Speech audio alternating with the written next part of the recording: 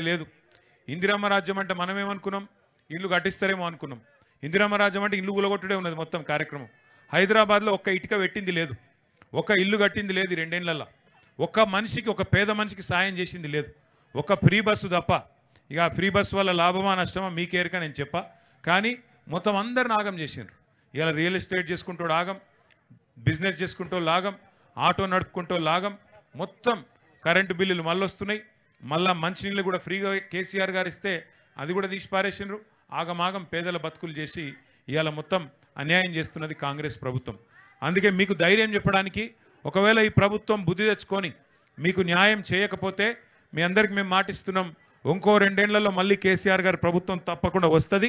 ముమ్మాటికి మీ ఒక్కొక్కరి పేరు ఇక్కడ రాపిచ్చిపోతా. నేను కృష్ణారావు గారికి, మన శేర్లింగంపల్లి నాయకులకు నేను చెప్పి మొత్తం రాసుకొని నా దగ్గర కూడా పెట్టుకుంటా.